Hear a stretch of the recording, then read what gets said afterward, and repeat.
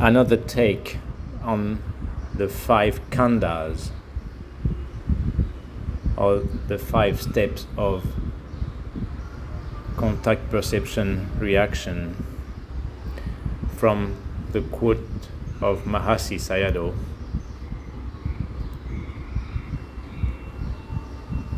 Just to explain maybe a little bit differently from other places where I have explained or touched on it already.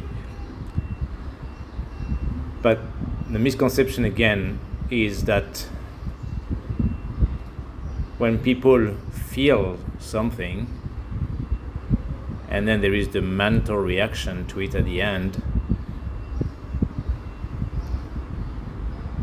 actually they still don't know better than thinking that as long as there is contact with the object that teases or triggers the sense receptor, the sense door, then there is the steady flow of sensation and reaction behind. And that's why people keep having that reaction.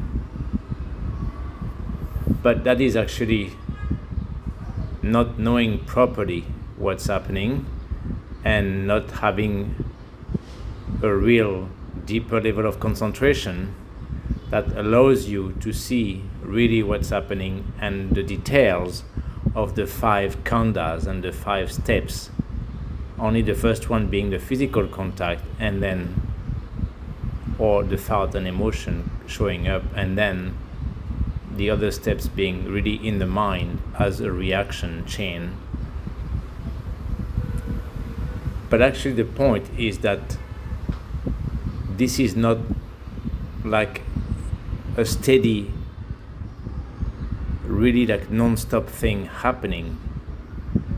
This is exactly as the 5 khandhas are, a chain reaction that's repeated billions and billions of times per second. And that's why most of people are unaware of that and are just victim of themselves, as I used to say, or just victim of that without any control, despite thinking that they might know what's happening within themselves. But as long as there is reaction, that exactly means that you're not in charge, you're not in control. And so that is the point of that nervous stimulus. Again, when there is a contact, physical contact, or at a subtler level in the mind, thoughts and emotion, memory coming up or whatever, then there is contact made. And once there is contact, it sends that signal. But again, that signal is only some like a pulse that is sent billions of times per second to the brain and to your mind. And your mind keeps reacting to each one of those impulses as long as an object is in contact with the sense door, the receptor.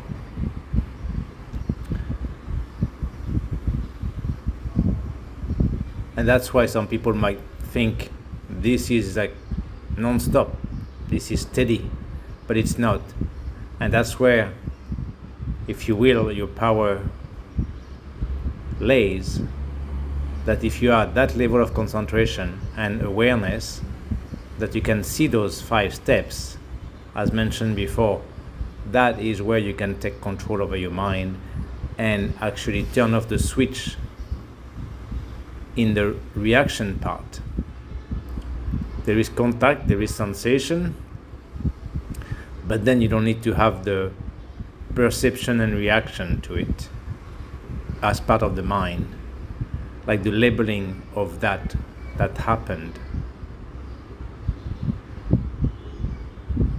So you can manage to control that and stop that. But that is more to explain exactly that phenomena on what appears at the surface, at the gross level of the mind, because the people don't have that capacity and level to see really from deep concentration in details what's happening within. Then it looks like a steady, non-stop thing. As long as somebody touches you you think that there is that sensation on your body non-stop, but still, or then when you hear something or see something through the eyes and through the ears, but it's actually like a pulsating nervous stimulus, except that it's billions of times per second. And that's why it goes through those 5 steps every time. And that's why also it is called to be in a flux, and they just appear and disappear. Again, the whole notion of arising, passing away, arising, passing away. Just like he explains, a bubble comes up and it bursts, and that's all there is. And every phenomena in the universe is subject to that law of nature, the law of the creation of phenomena, if you will.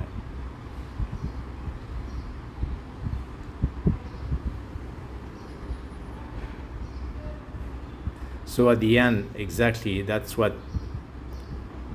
if you reach that level of concentration and experiences that, again, instead of intellectualizing it, then that's where you can get to the notion of what we call anatta, the non-self. Because indeed there is no essence or substance worthy to be named mind in that. There's no self, there's no mind. This is not my body or my sensation. It's just happening. It's just something happening. A phenomena is happening following the law of nature of that reaction chain, because of being sentient beings too, and that mind that usually for most people is not under control, meaning that it's in constant reaction mode and all the time for everything. Now we can describe one phenomena, but you can realize that this happens also so many times per day, right? Because it's about what teases the 6 senses. And even if you are doing nothing, listening to nothing, seeing nothing, tasting nothing, smelling nothing, and not being touched by anything, even though usually you touch something, depending on which position, again, one of the 4 positions that people can have, and one should be aware of that also at any time. Either you are standing, walking, sitting, laying down. But then your mind is constantly stimulated and thus constantly in reaction mode, as not being in charge or in control of that. And that's why you actually become tired at the end of the day. And that's why it goes back to the one thing also I made about the sleep and the need so-called for long sleep hours or whatever, which is still an agitated sleep. That's why you need so many hours, because it's not steady repairing sleep that you have, exactly because you have no control of the mind and the mind is so busy. But if you manage to properly relax your mind like that, as being detached and in non-reaction mode most of the time, only observing with awareness what happens but not reacting, then you know how to properly relax your mind. Then you're not so tired at the end of the day, and that's why you don't need to so much sleep to try to relax it and repair all that stress and everything. But that's the point again, that the mind is usually so stimulated all the time, under no control, and it's always a victim of that chain reaction that it's not aware of anyway. Again, the direct contact with the object outside and straight to the reaction in those parts of the cortex of the mind, instead of being centered within the mind and always taking distance from what's happening, so you can not be in, again, instant reaction mode, controlled totally by the situation, the event, whatever, the people, whatever happens, even your own thoughts and emotion, but still being able to have a little bit of time and control what you decide the reaction to be. And then at a deeper level, then you can be aware all the time about those 5 stages of contact, reception, sensation, perception, reaction. And that makes the whole difference in your life, of course, that way, in a sense that first of all you realize our true nature, which is again controlled by nature and the laws of the universe, and you don't have control at all of your mind. And because behind that there is no real me, self, I, and this is my whatever. And that again confirms that everything is only like that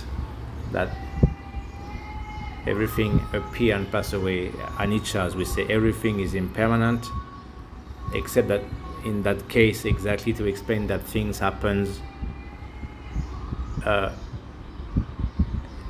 in the ephemeral manner, billions of times per second. That's why most people are unaware of that. But that's why everything is constant change, and nothing to be controlled like that. Nothing is steady, solid, non-stop. And that's exactly the nature of every phenomena, us human beings included in that. That's anything just appear and disappear, appear, disappear.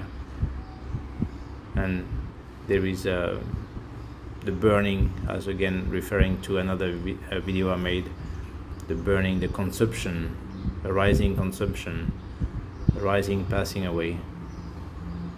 And that's why, but because people are steadily in that mode of reaction, which means no control of the mind, that's why there is the stage, as we call it also at the end of what we call the dependent origination, the becoming. Because you are so attached to the me, myself, my body, my feelings, you create that constant attachment, then you have no control to dissociate from that, and that's why you keep becoming again by being in constant reaction mode all the time. And basically that's what we mean. That's how you unconsciously crave for another existence, a next life, instead of having managed to detach from that phenomena which you call you, self, body, mind. But if you manage to detach from that and one day manage to reach Nibbana, the enlightenment, to completely detached from that body and mind, the mind and matter, and zero reaction mode, totally, for a long time, then there is no more becoming after that. And that's why you, if you reach the full level of enlightenment, you won't be coming back in any form of existence, no more phenomena, as far as arising and passing away, arising and passing away, because you have known and experienced that the detachment from that reaction chain that at the end curses you, if you will, into becoming again, new existence.